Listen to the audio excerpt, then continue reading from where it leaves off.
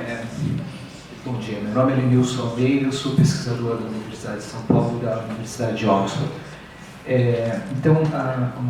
Acho que eu vi a sua apresentação em detalhes, quando eu estou aqui no fórum, que a maioria das pessoas são ligadas ao direito.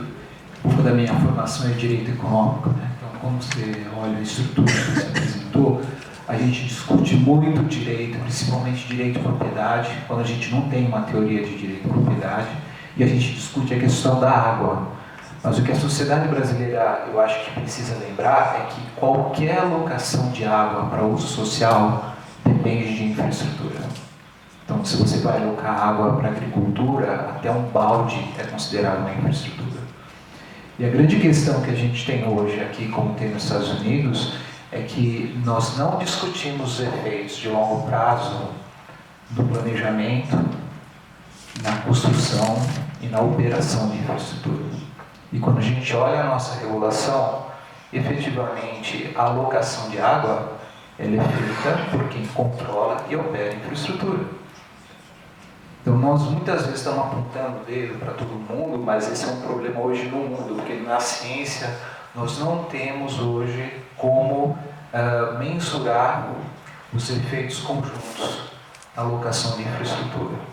Então, esse é o ponto que eu acho que a gente precisa lembrar. Nós estamos falando muito sobre direito de água e nós não discutimos direito de infraestrutura. Por exemplo, quando eu dou uma outorga para construir um reservatório, ninguém sabe o efeito de você colocar um reservatório. Mas nós também não sabemos os efeitos de depois de você retirar a outorga, por exemplo, o que acontece se eu tirar o reservatório. Quando eu faço a adutora, quando eu faço uma transposição, todas essas coisas estão em aberto. E nós também temos um vácuo hoje no Brasil na discussão de uma outra questão, que é assim, quem é que controla esses ativos? Esses ativos pertencem ao Estado. E o que acontece depois que uma concessão ou uma PPP termina e o Estado tem que recuperar a operação dessa infraestrutura? E o Brasil isso é muito certo, dada a crise que a gente tem no setor elétrico. Então, a minha pergunta para você vai nessa linha, é uma pergunta super importante, um anúncio que o nosso governo fez ontem. Água de reuso, reclamation water.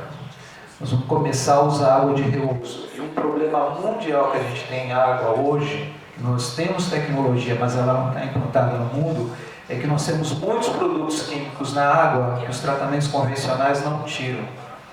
Certo? E água de reuso no mundo ela não é utilizada em larga escala, principalmente porque a gente sabe que esses produtos químicos permanecem na água, alguns deles são mutagênicos. Por exemplo, se uma mulher grávida fizer xixi numa privada, essa água vai parar no reservatório, o efeito que a gente tem ali de um hormônio feminino vai parar numa criança de até 9 anos, ela provavelmente vai ter algum problema. Então, vejam só, como é que os Estados Unidos hoje estão tratando essa questão de a gente tirar os produtos químicos, mas principalmente o que a gente chama de endocrine disruptors, né? São desreguladores endócrinos de dentro da água, que hoje é um problema mundial. A Nações Unidas já fez vários relatórios, o último de 2013 diz que o maior problema ambiental que o ser humano vai enfrentar, também na área de poluição, é o tanto de produto químico que tem em água e nós não estamos tratando. Isso é uma coisa que esse debate no Brasil não está estabelecido. E nós já vamos começar a usar água de reuso. A ideia é jogar água de reuso nos reservatórios, vai parar nas estações de tratamentos normais, e esses produtos não vão ser retirados, provavelmente. Eu não quero levantar uma polêmica, mas isso precisa ser discutido melhor com a sociedade. Então eu queria saber como é que vocês estão tratando isso nos Estados Unidos, porque eu sei que lá é um problema maior, como é na Europa, porque a quantidade de disruptores que existe no ambiente é maior no primeiro mundo do que no nosso caso. Obrigado pela participação, foi excelente a sua apresentação.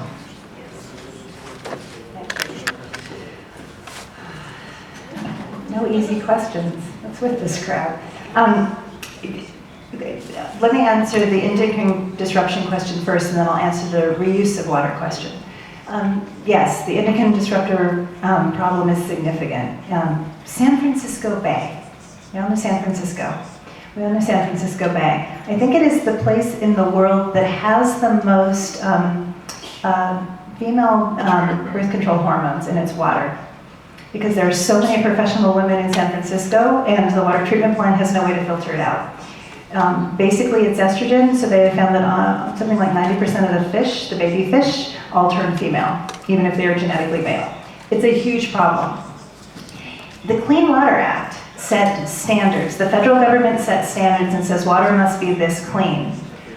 But the chemicals that are listed in that list, the standards that are set right now, don't include endocrine disruptors at all. So I can be completely in compliance with my permit and never, and there's a couple reasons for that. One, it takes a while for laws to change and catch up. Two, with a technology-based standard, we don't think we have the technology to deal with it, or the technology is not commercially available in many places. I know people are developing technology, and one of the technologies that I know has been used is ultraviolet light, which zaps everything. But there's this question of efficiency, there's a question of cost. And right now I don't believe that those ultraviolet treatment processes are commercially available or commercially economically efficient for something the size of San Francisco. The same question comes when we talk about reusing water. I personally think reusing water is a great idea if you can treat it appropriately. Certain kinds of wastewater are completely appropriate for using on agricultural fields, for example.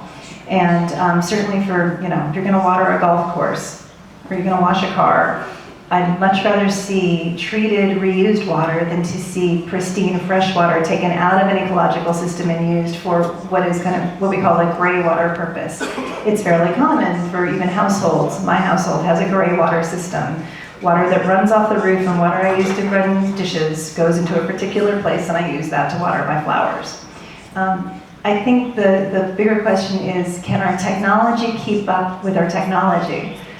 The technology that develops endocrine disruptors, the technology that develops certain kind of chemicals, often is ahead of the technology that knows how to deal with them. And again, when I am clean, I will make sure that the science lines up so that when you develop a chemical, before you're allowed to put it into the marketplace, you've developed the cleanup. But no one has made me clean. And frankly, that's just not how our scientific process tends to work. Our ability to synthesize chemicals and our ability to figure out how to break them down is different kinds of science. I'm not a scientist, but it's different kinds of science, and often it is differently funded. And so we often find this mismatch. When you can reuse water, I generally think it's a wonderful tactic to preserve your freshwater resources, and I think many cities in the United States do not do enough. But I agree with you. It can be problematic if it's not treated appropriately. And ignorance of that outcome is the biggest problem. And I will just say, it's not just the chemicals themselves or the endocrine disruptors themselves, but it is the synergistic effects. It is what those 2 or 3 chemicals do when they get together and have a little party in a pipe on their way to the ocean that we still do not even understand very well. The precautionary principle would suggest don't use any of those until you know not only what their individual effects are, but what their synergistic effects are. The one challenge of the precautionary principle is we can't be precautionary about things we don't know. And I think in particular, we have long not understood how synergistic effects among chemicals can be problematic in the environment. I think we're beginning to understand that now, and again, this is where lawyers, as smart as we are, need economists, need scientists, and we need to have that constant dialogue to ensure that we are crafting regulations and laws and participation opportunities that are appropriate for the kinds of methodologies that economists and scientists and social scientists and psychologists use. Sometimes I think when us lawyers create a process, we create a process that works for lawyers and may not be logical or accessible to economists and scientists. I think, frankly, the synergistic effects of chemicals is a good example of that. That sometimes we created processes to talk about water quality with our lawyer brains. Our lawyer brains like lists. There's one of each, and so we don't have this chemical and we don't have this chemical, the water's clean. The scientists have more amalgamated brains that recognize that combinations can be problematic. So I agree with you that it's a problem. I think as we craft our systems, we need to be sympathetic and cognizant of these kinds of problems. Thank you for your question. Obrigada, Rebeca. Por favor, professor Paulo Afonso com a palavra e depois já encerraremos essa sessão para o intervalo do almoço, já adiantando que, tendo em vista os painéis alongados na parte da tarde, reiniciaremos aqui às 14h. Obrigada. Uma intervenção muito rápida. Acompanhei com muita atenção os companheiros e companheiras que falaram aqui antes, os colegas, inclusive a questão de Tu, mas não tenho tempo para me expandir, mas eu queria colocar um ponto de vista a respeito do professor que falou sobre o problema que nós estamos trabalhando mais no quadro das leis, deixando para o quadro das ciências. Não é bem assim, porque nós temos duas, na parte de procedimento legal, também precisa constar que o direito ambiental tem essa novidade também, que é um direito interdisciplinar. Ele não trabalha somente com a regra normal do direito. Ele depende de um aporte contínuo da ciência. E nisso está. É a primeira Constituição do mundo que tem o estudo prévio de impacto ambiental. Mas, felizmente, cobrou que esse estudo é público. Muito bem. Só que não decidiu tudo. Trabalhei nessa Constituição, nós colocamos que o estudo devia colocar, mas não conseguia passar tudo. Tem que ser um estudo independente. E esse estudo, lamentavelmente, por uma resolução 237 do CONAMA, que mudou a resolução 01 de 86, que dava independência à equipe multidisciplinar, ele começou a se prostituir. Porque o fato da pessoa se chamar cientista, doutor aqui, doutor lá, pós-doutor, isso não dá seriedade a ninguém. Seriedade pode dar científica, mas não dá seriedade moral. Então, muitas coisas, chegamos ao impacto de uma grande hidrelétrica no sul do país, e que cientistas afirmaram que não havia araucária, não havia árvore protegida, e havia. Entretanto, o tribunal não foi informado disso. Por isso, conseguimos evoluir para o artigo 69A, esse ato que é acréscimo, na Lei 9.605, de 1998, que é a Lei de Crimes Ambientais, que é o que agora? Quem informar, quem fizer estudos, relatórios ambientais, se omitir ou tiver informação enganosa, comete crime.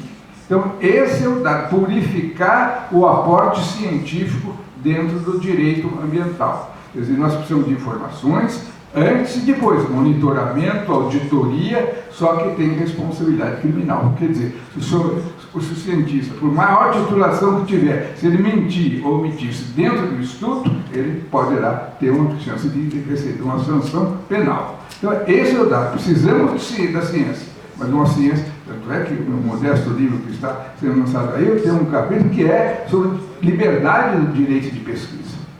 Esse parecer, e continua na fase anterior à manufatura, à fabricação, liberdade de pesquisa tinha que ser levantada porque estava sendo coartada em determinados organismos dentro do próprio Ministério do Meio Ambiente, na parte do patrimônio genético. Mas, do outro lado, é preciso ter uma responsabilidade científica que responda aos reclamos sociais. Muito obrigado, é só isso que eu queria.